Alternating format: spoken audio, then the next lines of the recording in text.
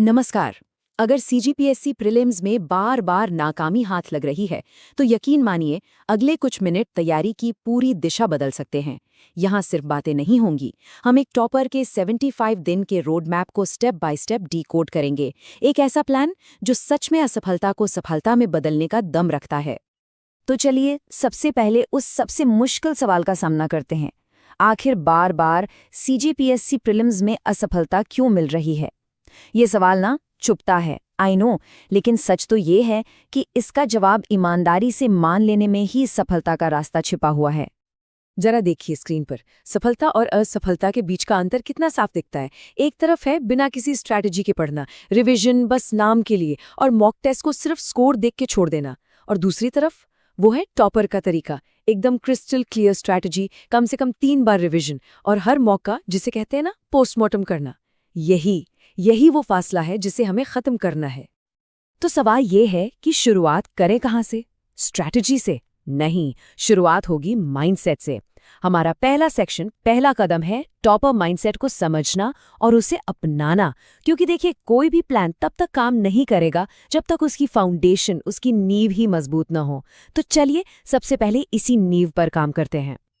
देखिए, सफलता का ना कोई सीक्रेट फॉर्मूला नहीं है, कोई रॉकेट साइंस नहीं है इसमें। बस एक सीधा सा इक्वेशन है, concept plus practice plus revision is equal to selection. Concept को अच्छे से समझो, फिर उसकी जमकर प्रैक्टिस करो और फिर उसे बार बार दोहराओ। इन तीनों में से अगर एक भी कड़ी जरा सी भी कमजोर हुई तो समझिए सिलेक्शन की उम्मीद भी डामाडोल हो जाती है। और यहीं पर टॉपर्स का सबसे बड़ा सीक्रेट सामने आता है। ये जो कहावत है ना कि कम पढ़कर बार बार पढ़ना बहुत पढ़कर भूल जाने से 1000 गुना बेहतर है। मतलब 10 किताबें एक एक बार पढ़ने से कहीं अच्छा है कि एक ही किताब को 10 बार पढ़ा जाए। उनका गोल सब कुछ जानना नहीं होता, बल्कि जो पढ़ा है उसे एकदम पक्का करना होता है। ज्ञान के महासागर में गोता नहीं लगाना है, बस उतना पानी निकालना है जिससे सिलेक्शन की प्यास बुझ जाए। ऑलराइट, तो माइंडसेट तो सेट हो गया, अब बारी है एक्शन की। तो पेश है 75 दिन का वो मास्टर प्लान। ये सिर्फ एक टाइमलाइन नहीं है, ये सफलता का ब्लूप्रिंट है। चलिए अब इसको डिटेल में समझते हैं कि अगले 75 दिनों को एक जीत में कैसे बदलना है। तो इस पूरे प्लान को हमने 3 फेजेस में बांटा है।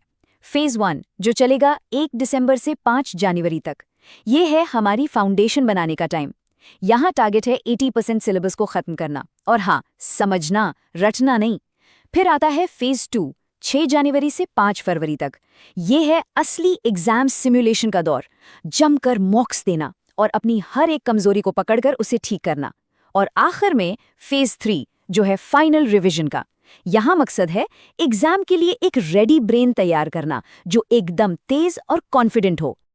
तो फेज 1 में एक टिपिकल टॉपर का दिन कैसा दिखेगा, चलिए देखते हैं। सुबह 5 से 8 जब दिमाग सबसे फ्रेश होता है तब उठाइए सबसे मुश्किल सब्जेक्ट्स जैसे पॉलिटी, हिस्ट्री। फिर 10 से 2 बजे का टाइम है कॉन्सेप्ट्स और करंट अफेयर्स के लिए। शाम 4 से 8 बजे पूरी तरह से प्रैक्टिस के नाम, पीवाईक्यूज, एमसीक्यूज और हाँ, सीए सैट को रोज 45 से 60 मिनट देना, ये नॉन नेगोशिएबल है। और रात को सोने से पहले 9 से 10 1 घंटा दिन भर जो भी पढ़ा उसे फटाफट रिवाइज करके दिमाग में लॉक कर लेना। चलिए अब बात करते हैं इस पूरी तैयारी के असली गेम चेंजर्स की, मॉक्स और रिवीजन। अगर सिलेबस पूरा करना रेस की स्टार्टिंग लाइन है तो ये दोनों फिनिश लाइन है, क्योंकि असली लड़ाई सिर्फ नॉलेज इकट्ठा करने की नहीं है, असली लड़ाई है उस नॉलेज को एग्जाम हॉल में प्रेशर के अंडर इस्तेमाल करने की। तो सवाल उठता है कितने मॉक टेस्ट थे? इसका सीधा जवाब है कम से कम 25। हाँ, आपने सही सुना, 25। ये नंबर शायद सुनने में ज्यादा लगे, लेकिन हर एक मॉक एग्जाम के असली प्रेशर के लिए तैयार करता है। ये सिर्फ प्रैक्टिस नहीं है, ये प्रेशर को हैंडल करने की मेंटल ट्रेनिंग है। लेकिन एक मिनट रुकिए, सिर्फ मॉक टेस्ट देना तो आधी कहानी है। असली सवाल तो ये है, मॉक को एनालाइज कैसे करें। ज्यादातर एस्पिरेंट्स यहीं पर सबसे बड़ी गलती कर बैठते हैं। स्कोर देखा, अच्छा लगा या बुरा लगा, और फिर अगला मॉक देने चले गए। यकीन मानिए, ये सबसे बड़ा ट्रैप है। तो सही तरीका क्या है? ये 3 step mock analysis process. Step 1, अपनी गलती को डायग्नोज करो। क्या ये कॉन्सेप्ट की कमी थी, कोई सिली मिस्टेक थी, टाइम मैनेजमेंट गड़बड़ हो गया या फिर तुक्का गलत बैठा?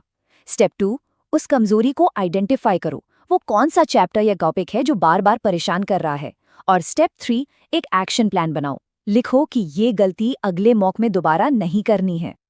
और हाँ, एक बात और, सीसैट को नज़रअंदाज करने की गलती भूल कर भी मत कीजिएगा। भले ही ये क्वालिफाइंग पेपर है, पर ये कई ब्रिलियंट एस्पिरेंट्स का सपना तोड़ चुका है। हमारा टारगेट सिर्फ 66 मार्क्स लाना नहीं है, टारगेट होना चाहिए 80 से 90 प्लस का एक सेफ जोन, ताकि लास्ट मोमेंट पर किस्मत के भरोसे ना रहना पड़े। ऑलराइट, अब बात करते हैं उस D-Day की, जिसके लिए ये सारी मेहनत चल रही है, एग्जाम डे। 75 दिनों की इस पूरी तपस्या का फल इन्हीं 2-3 घंटों में मिलना है। तो चलिए देखते हैं कि प्रेशर में उस दिन परफॉर्म कैसे करना है। देखिए, टॉपर्स कभी भी पेपर को एक गो में सॉल्व नहीं करते, वो 3 राउंड अप्रोच अपनाते हैं। राउंड 1, पहले 40-45 मिनट, इसमें सिर्फ वो सवाल करने हैं जो 100% आते हैं, एकदम इजी वाले। इससे क्या होगा? कॉन्फिडेंस बूस्ट होगा और एक डिसेंट स्कोर सिक्योर हो जाएगा। राउंड 2, अगले 40 मिनट, अब उन सवालों पर आइए जिनमें 50-50 चांस हैं या थोड़ा सोचना पड़ रहा है। और आखिर में राउंड 3, आखिरी के 20-30 मिनट, ये टाइम है मुश्किल सवालों से जूझने का और स्मार्ट एलिमिनेशन टेक्निक्स इस्तेमाल करने का। ये तरीका स्कोर को मैक्सिमाइज करने की गारंटी देता है। और हाँ, स्मार्ट गेसिंग का मतलब अंधा तुक्का मारना बिल्कुल नहीं है। ये एक आर्ट है, एक कैलकुलेटेड रिस्क है। जरा सोचिए, अगर 4 में से 2 ऑप्शंस को एलिमिनेट कर दिया तो सही होने के चांस सीधे 50% हो जाते हैं। यही वो टेक्निक है जो आखिर में 10-15 एक्स्ट्रा मार्क्स दिला सकती है, और यही मार्क्स लिस्ट के अंदर और बाहर का फर्क तय करते हैं। तो आखिर में इस पूरी स्ट्रैटेजी का सार क्या है? इसका निचोड़ है ये 3 अनब्रेकेबल टॉपर हैबिट्स। ये सिर्फ टेक्निक्स नहीं हैं, ये वो आदतें हैं जो टॉपर्स को भीड़ से अलग बनाती हैं। कंसिस्टेंसी की असली चाबी इन्हीं में छिपी है। पहली आदत है एक्टिव रिकॉल। इसका सीधा सा मतलब है किताब को बार बार पैसिव तरीके से पढ़ने की बजाय किताब बंद करके खुद से सवाल पूछना। अच्छा, इस टॉपिक के बारे में मुझे क्या क्या याद है? ये दिमाग के लिए एक तरह की जिम एक्सरसाइज है जो मेमोरी को फौलाद की तरह मजबूत बनाती है। दूसरी आदत है स्पेस्ड रिविजन। ये भूलने की हमारी जो आदत है ना, उस पर एक साइंटिफिक हमला है। करना क्या है? किसी टॉपिक को आज पढ़िए, फिर उसे 7वें दिन रिवाइज कीजिए और फिर 30वें दिन। ये साइंटिफिकली प्रूवन तरीका है इन्फॉर्मेशन को शॉर्ट टर्म मेमोरी से उठाकर लॉन्ग टर्म मेमोरी में हमेशा के लिए फिट करने का। और तीसरी और शायद सबसे पावरफुल आदत, एक मॉक एनालिसिस नोटबुक। इसे अपनी गलतियों की डायरी भी कह सकते हैं। इसमें हर मॉक में हुई एक गलती, उसका कारण और उसे सुधारने का एक्शन प्लान लिखा जाता है। ये डायरी इस बात की गारंटी है कि एक ही गलती दोबारा कभी नहीं होगी। तो आखिर में बस एक ही बात है, प्रीलिम्स निकालना मुश्किल नहीं है।